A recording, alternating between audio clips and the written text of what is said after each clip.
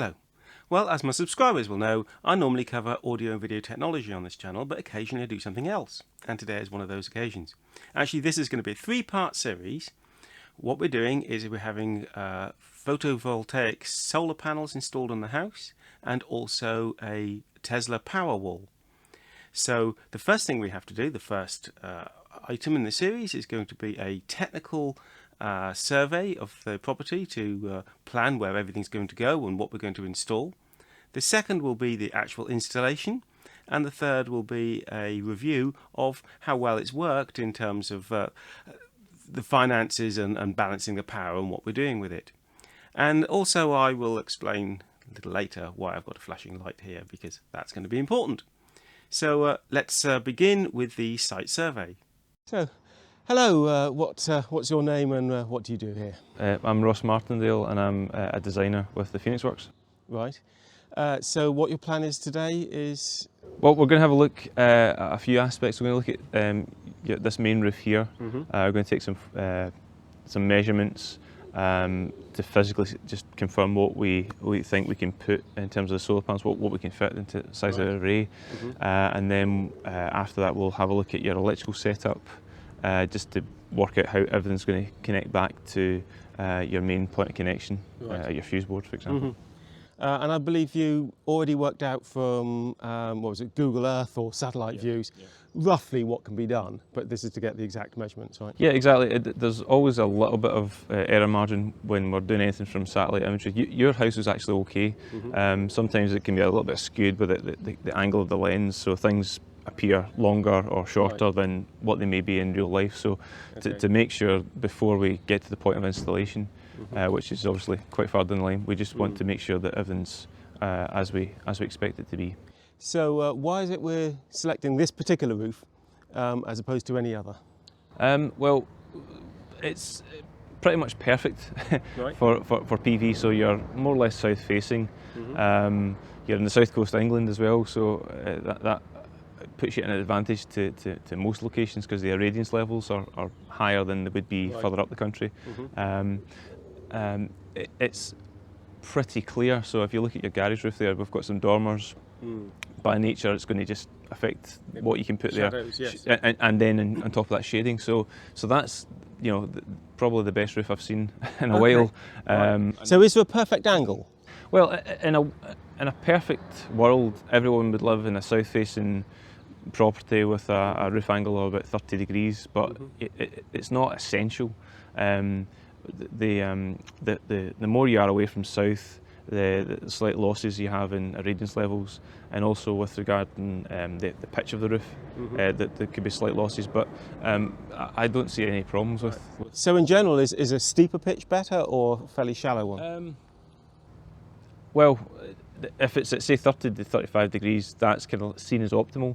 The more of an inclination or the less of an inclination, then it's when you start to see some losses. But they're marginal. They're marginal losses. They're not massive.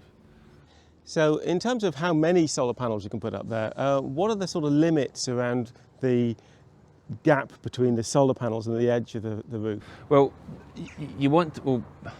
we have an accreditation through MCS, which is the Micro Generation Certification Scheme, and in order to comply with that and to keep that registration, we need to do certain things. So we need to have at least a 400mm border from the edge of the array to the edge of a roof space. So that's the top, bottom and the sides.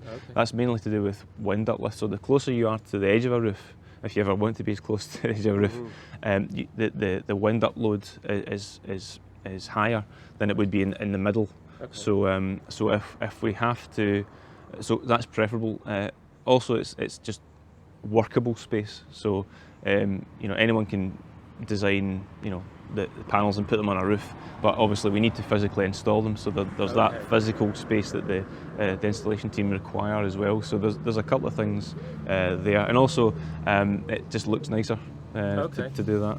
Right. So is that a hard limit? If we found that we could get an extra panel on by reducing that to 300 and something, would that be permissible? As long as, well, what we would do as well is we would do, on top of all the other aspects, we would do a mounting kit design which works out because where you are location-wise, fairly rural, so we'd be expecting the wind loads to be a little bit higher than if you were in the middle of a city, for example. But if we're a little bit closer to the edge than say 400 mil, then it might just mean we need extra fixings. Oh, I see. So it's not like, oh, we can't do can't do your roof if you're we don't offer that. So it's not a workaround, but it's just having the specific componentry in place to ensure that it's safe and it's not going to move. Because what we're also wanting to reduce is the amount of flex on solar panels. So there's a thin sheet of basically silicon cells, and the more they move over a long period of time, then the more little cracks that can appear. So if you limit that, then obviously that increases the lifespan of your system. So there's that part of it as well. So what make and type of solar panels do you use? Because I understand there's monocrystalline, polysilicon and thin film. So what type do you use and what make are they? So what we're proposing first of all is a monocrystalline panel. In the past there was a lot of installations done with polycrystalline, and the easy way of determining one from a distance is one looks blue, that's polycrystalline, one's black, and that's the monocrystalline. And that's what so we're getting, yeah. That's what you're getting. So the market in general has actually just moved away completely from polycrystalline and is now focused on monocrystalline. So it's a purer cell when it's cut from the ingots of the long tubes that you maybe. Yes, because I worked in semiconductor. Yeah. Well, similar principle. So after things have shaved down and you left this black ingot, then everything that's on the floor traditionally was the polycrystalline cells, so they could be recycled and used again. Which I mean, that process was actually quite well done, to be fair. But the purer the cell, then the higher the efficiency and the better the output. So now that we're in the realms of when we designed your system, the solar panels that we put forward are rated at 400 watts. In the past with polycrystalline cells, then that was probably around 275, 300 watts. So there's a massive jump forward, particularly in the last year. There's been a big step forward. In terms of the manufacturer, Phoenixworks offer two brands. So I designed your system with Trina Solar, which is the 400 watt modules. The other option we have, if you're interested, is by a brand called LG. People that make your tellies and all that sort of stuff. So it's the same brand, and again, both high quality manufacturers. The main difference is that the LG panels that we offer have a 25-year manufacturer's warranty, and Trina have a 15-year manufacturer's warranty. So there's a little bit of a difference there. But in terms of build quality, I mean, they're pretty much there or thereabouts. I've dealt with both manufacturers for about 10 years, so they've been a good steady player in the market, and we don't flip and flop between different flavours of the month, because you lose out in that continuity of supply, and your brand overall just takes a hit. I don't know if you've seen a video by Dave Jones of EV Blog, wherein he's installing solar panels in Australia, and he says the world has moved away from string inverters to microinverters, but you're suggesting here power optimizers, which I gather are sort of similar thing to the microinverters. Could you explain the difference? Yeah. There's a few differences, but with regards to microinverters, so each solar panel has a microinverter fitted directly underneath the panel itself, and the conversion from DC electricity to AC electricity is done at the point of the panel. So there's no more then? No, so effectively they get bussed together in a specialised cable, which then runs down to your distribution, your consumer unit, I should say, and then that's really it. Monitoring is done via a separate device, which, if we're talking Enphase, which I've got a bit of experience with, it's like an Envoy, and that allows you to monitor your system on an app or PC or whatever. So that's microinverters. With a DC optimised system, which we are proposing by SolarEdge. Kind of similar, the optimizers sit directly underneath each of the panels, but that's all DC. Right. And then that runs effectively to the inverter, which again is going to sit in your attic, or both still to establish that obviously, but and the conversion is done at the point of the inverter. With string inverters, it's basically PV on the roof, which is all kind of daisy chained together. I understand that. And then to a central. And obviously that's the weakest one, because if your performance is as good as your worst panel. Yes, well that's what I was going to say. So the optimised system and the microinverter system have a similar characteristic in that if there is a problem with a panel, or if a shading, or if an optimizer or a microinverter just dies for whatever reason, then the rest of the array still functions, which is really good. So you don't get that complete loss of performance. I wouldn't necessarily say that the world has moved away from string inverters and everyone's doing microinverters. It depends on who you talk to. So there's it depends on if it's either a company or an individual who just has a love for a particular technology. So one of the reasons that we install SolarEdge inverters and they have to have optimizers. They don't work without the optimizers, so they go hand in glove. So from a design perspective, whether I'm designing your house or a factory or a megawatt of PV, the principle is quite similar. Yes, there's a bit more componentry and heavier gauge cables, but from a design perspective through to the installation perspective, it's quite seamless. So I'm trained particularly with that brand. Our installers are trained. Our sales team. We also have a servicing department who deal with any problems. Everyone's trained on that specific inverter brand, so it's not like we just turn up and fit a box and we don't know what it's going to be. There's continuity, which is really important. And as per microinverters, you can, as the user, look at the performance of each panel, can't you, with the optimizers? You can, yes. So you'll see this all when it's kind of finished, obviously, but we can actually see from like left to right and in the second row what everything's doing. So if we have you don't really have much shading, to be fair. That lamppost. Well, okay, let's say if the lamppost is shading the first panel as the sun sweeps across your roof, then that shade kind of goes across your array. So instead of, like I said, one panel just dragging everything down, the inverter is smart enough to say, right, okay, well that's a bit of an issue, and it just kind of buck and boosts the output of the energy, because it's effectively a transformer under each panel. With microinverters, it's a similar principle. So they're kind of on a level playing field from that regard. Okay. What happens if one of the DC Optimizers fails? Does that involve going up on the roof and fixing it?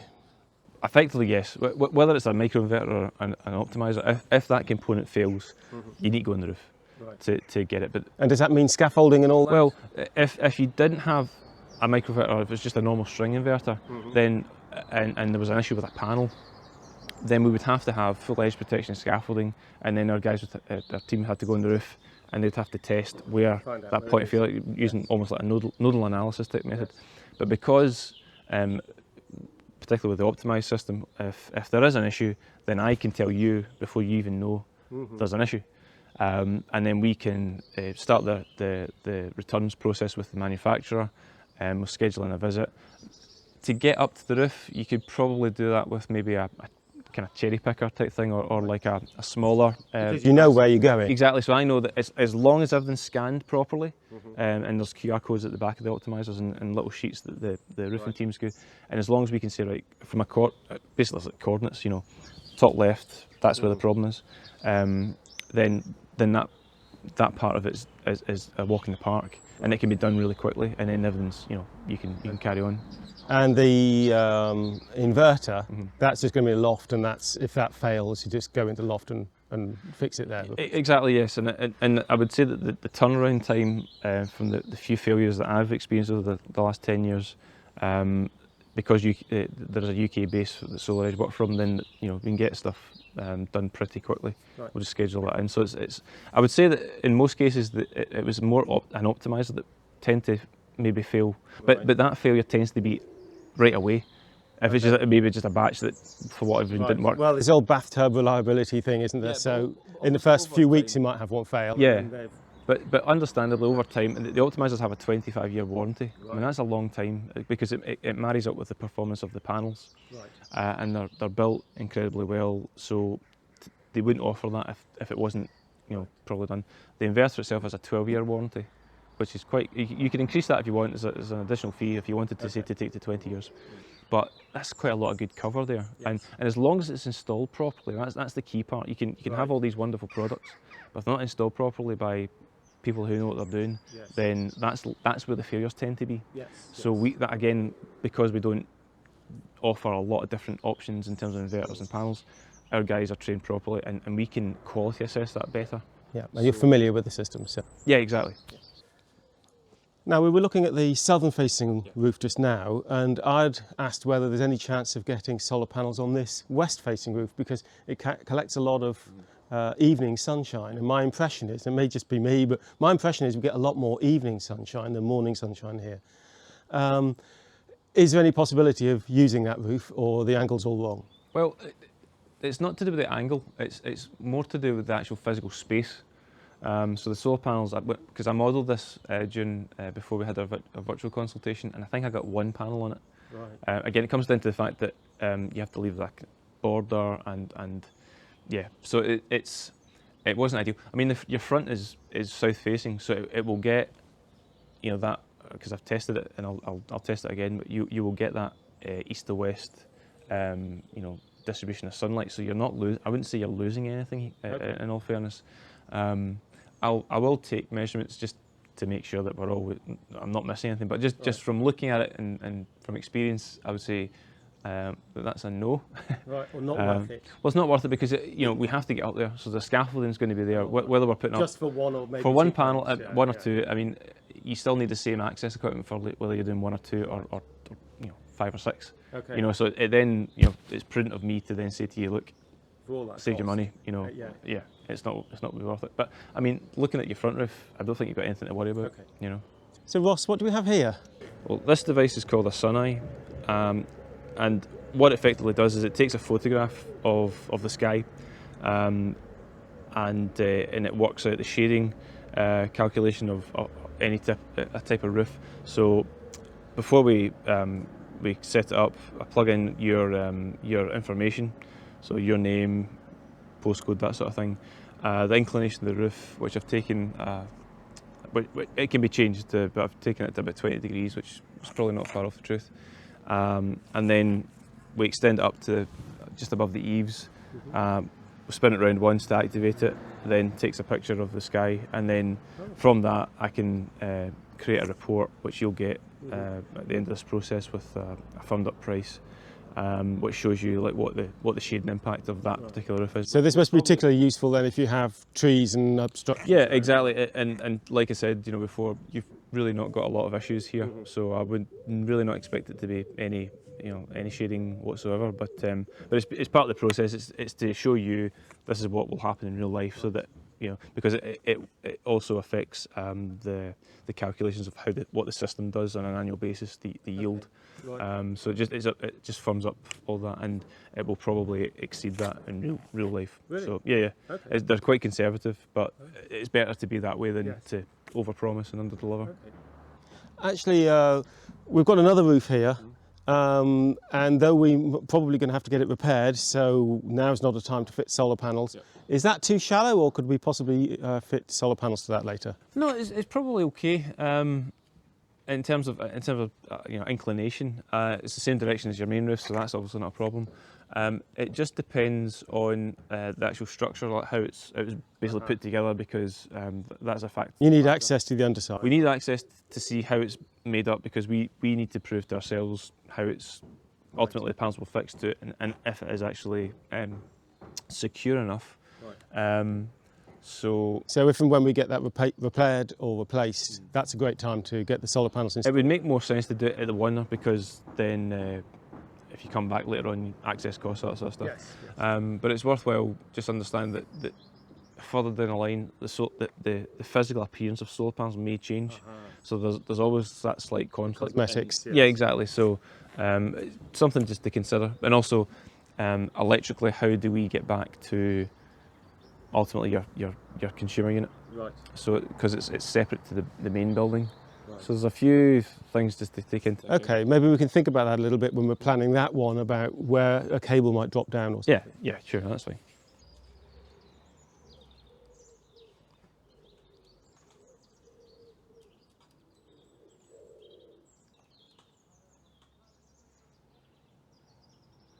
So what I was thinking of is whether we can mount the Powerwall and maybe the inverter here in the garage with my Hillman Avenger, which I've featured on another video on YouTube. See the link here. So we've got dead space here. Is this deep enough? How deep is a Powerwall? Well, it's not far off 200 mil, so that area could be okay. In a perfect world, we'd like it to be quite close to the consumer unit, but I appreciate that that's not always going to be the case. But it's a possibility if we can't move anything else around, you know, your garage to make some space, then it can be doable, because it's just effectively cabling. So we'd run, you know, up along the garage roof, and then up, you know, to find our way back to the consumer unit. So. Okay. One of my concerns about the Powerwall is safety. Now, of course, there's a large quantity of batteries, so there's a lot of energy in that, isn't there? Yeah. Now, we all know that Tesla, you know, the build quality of their cars is not very good, but what have you found in terms of reliability on the Powerwalls? Well, we've installed about 100, I think we actually hit a milestone there. It was 100 gateways that we installed, but there can sometimes be more than one battery connected to a gateway. Okay, so you can actually connect up to 10 to one gateway. So because the gateways mostly it's comms, but there's some switchgear that you can put in there. We've not had any failures to date that I've been, you know, I'm aware of, and we've always found that the build quality of the Powerwalls has been really good and really high compared to other batteries on the market, because there has been quite an influx into the market, because home storage has just become the next big thing. So what that does, and it's similar to what happened with PV in you know, 10 years ago, there was so many options, and everyone claimed to be the best, and you know, how do you honestly know that until you've tried and tested something? So we've put a lot of due diligence into the products that we install, and that also includes the batteries, and the Tesla Powerwall's just been has been a very good product. How long's the guarantee on that? So it's 10 years is the product warranty, and that's limitless cycles, if you want. You know, so from a charge to discharge point of view, they are a bigger battery compared to other brands. So the total capacity of a Powerwall is 13.5 kilowatt hours. So you would have to be really, you know, operating a lot of power to well, one of the things I gather that it can be used for is, especially in winter when the solar cells are not doing that much, is you can charge the Powerwall at night time on off-peak electricity rates, and then use that during the day. And I mean, their savings is huge. If you look at the cost of nighttime electricity, if you do that. So of course it will get many cycles. Well, yes, it can charge, but if you'd have to be depleting the battery considerably, and so it depends.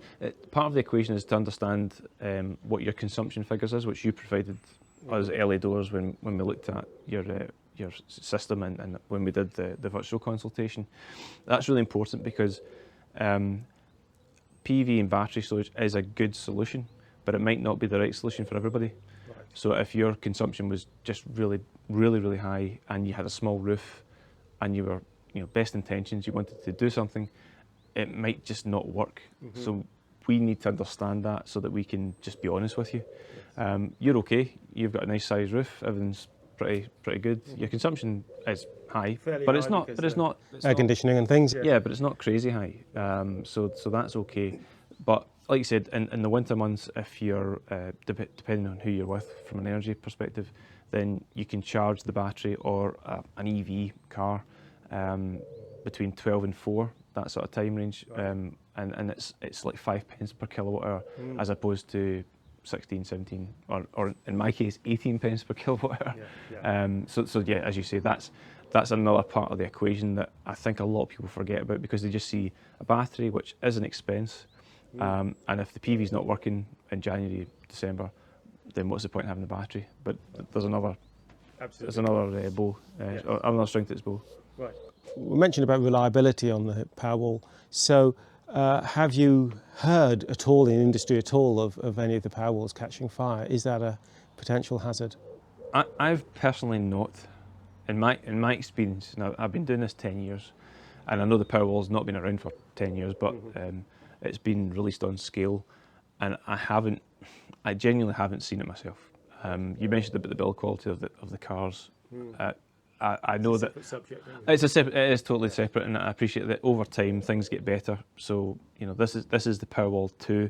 So there was a Powerwall 1 or Powerwall back in the day, which was a smaller capacity, and now it's improved and it will get better because ultimately Tesla are a software company, so there's a lot of expansion planned for Powerwall 2 in general. So from that respect, I can only comment on what I've experienced firsthand. Do you know whether there's any temperature management in the Powerwalls like there is in the cars? So in the Powerwall itself, there is a pump which can cool and manage the temperature of the cells, because as you're probably aware that when you're charging a Tesla car, then they have a kind of built-in. So it's a very similar system, and it's a similar cell. So they're all they share some principles.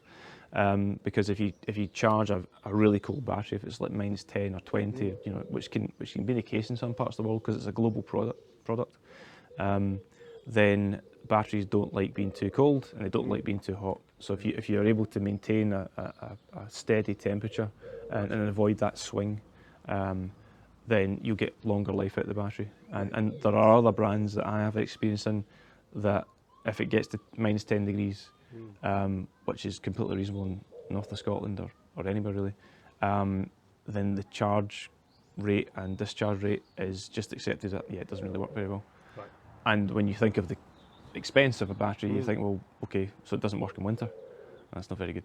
No, it's also the longevity, isn't it? It's very exactly. So, like I said, too hot is, I think, the biggest that's just whatever the chemistry involved in a battery. Whether it's these are nickel, manganese, cobalt, which is what they use in the cars, or if it's lithium iron phosphate or whatever.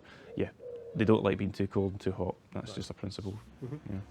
So our alternative is mounting all outdoors. So we're considering to reduce cable runs out to the garage that will put everything out here. So there's going to be 3 components, I gather. So there's going to be the inverter and the Powerwall and the third part of it is the Tesla Powerwall gateway. Right. So that is it's a kind of smaller version of the Powerwall. So the Powerwall is effectively the battery. The gateway itself deals with all the communications. And also you can put in the appropriate circuit breakers for the battery and also the PV inverter. So effectively you've got 2 AC cables coming in from the battery and the inverter, and then to the gateway, and then 1 cable going from the gateway to your consumer unit. Right. So it's more of a homogeneous design rather than having 2 separate generators. They all kind of interlink with each other. Okay, and we've only got a short run from here to our consumer unit. Yeah, and that's preferred, to be fair. To avoid this disruption to obviously yourself and your new kitchen, and to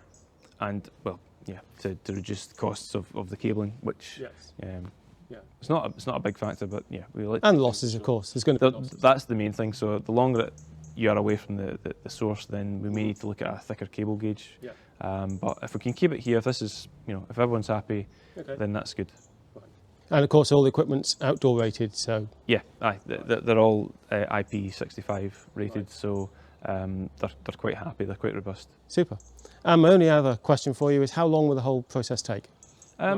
Best part of 3 or 4 days to take it all from start to finish, and then after that it's just getting the paperwork sorted and providing you with a handover pack that you just keep in file, so you've got reference documents. Right, and then we download apps onto our phones and what have you. Yeah, that'll be done at the tail end of the installation period. We'll issue with a specific Tesla special number that you can register, and it gains access, so you can look at your phone, and there'll be effectively an overview of the energy coming from the PV, what's coming into the battery, what's going out, all that sort of stuff. And you can also, using the app, you can tweak some of the settings if you wanted to do different things. If you only wanted to charge the battery from PV, then you could just flick a switch. There's no dip switches within No, the, okay. you don't need to get right into the machine. It's all quite nicely done from top level. Right, Yeah. right. Super. Okay, so I'll wait to hear back from you with the finished quote then. Yeah. And what's the sort of delay between accepting that and work started? Well, what we need to do from that point of view, if you make an agreement and formalise a contract, we need to apply to your district network operator, which is probably UK Power Networks in this location. I don't know. Okay. We can check that. So if you give us your MPAN number, and then we can just double check who we apply to. Because of the size of your array, your PV array and the battery, we need to go through what's called a G99 application process. So we do all that for you. You don't need to do anything. You just allow us to operate on your behalf with a letter of authority. We submit all of that, which is pretty straightforward, but it can take about 45 working days. Right. That's an off-gem standard. In our experience, it never really goes as far as 45 days, but that's just the standard that they operate to, so that they can be held accountable. So if it goes in excess of that, then you've got some recourse on them. Right. So we should be looking from this point of getting it installed in about a month or so, do you think? Possibly, yes. All going well with procurement. So we can catch a little bit at the end of the autumn. Yeah, I was going to say that would be preferable, obviously, to give you a good charge in your battery. Super. Thanks so much indeed. You're welcome. Thanks. So about a week later, I get 3 documents back from the solar company. They are a contract of sale, a cooling off waiver, and the really important document here is the proposal, which specifies exactly what we're going to do.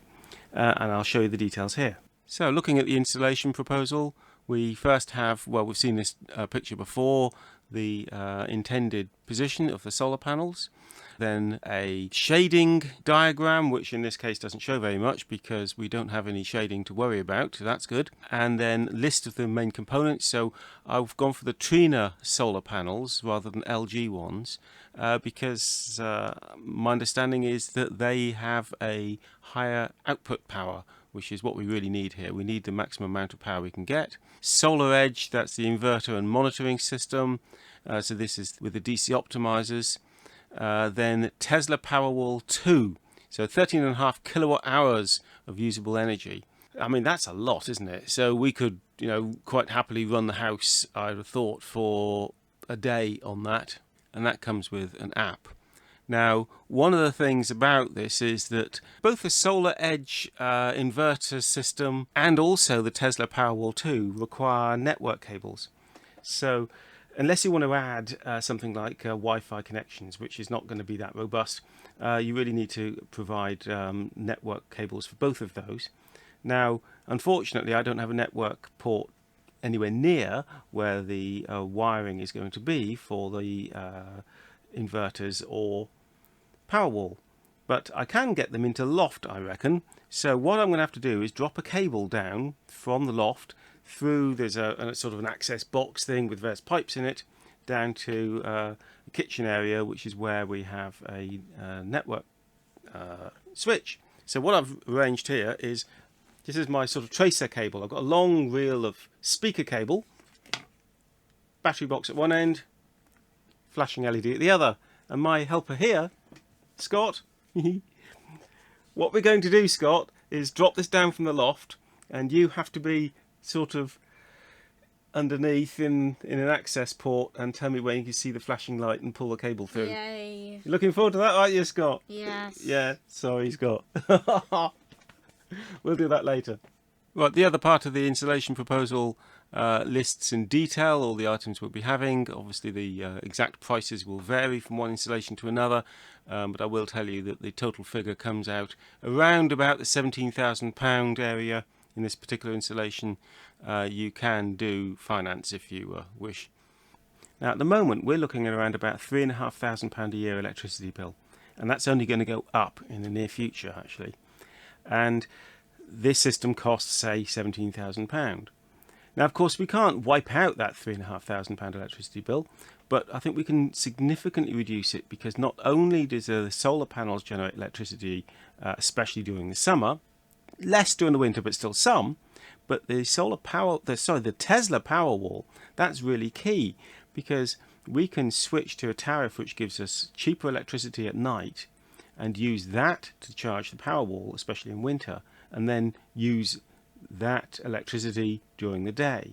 So we should be able to significantly reduce the amount of money we're paying for that electricity that we do still buy, as well as buying a lot less. So I'm hoping that we'll be saving in the order of £3,000 a year in our electricity bills. So the £17,000 up front, it may take 5 or 6 years to pay for itself, but that's really not a bad return. And then for the remaining, 10, 15, maybe 20 years of its life, it's just going to be continuously making more savings. So it's a financial no-brainer. And of course, if you haven't got enough money to pay for it up front, you can take out credit. But of course, that's really going to alter the maths of how long it takes for it to pay for itself. They've given an example here of how long it'll take. So something like a week from scaffolding going up and then to scaffolding coming down again. So a week of certain amount of disruption, but a lot of the work is outdoors or in the loft anyway, so they won't disrupt the household too much. Okay, that's part 1 of the solar and Powerwall video. I'll carry on doing other audio and video technology related videos interspersed with the remaining 2 parts from this series. Please remember to like, share and especially subscribe for all of that content. Bye for now.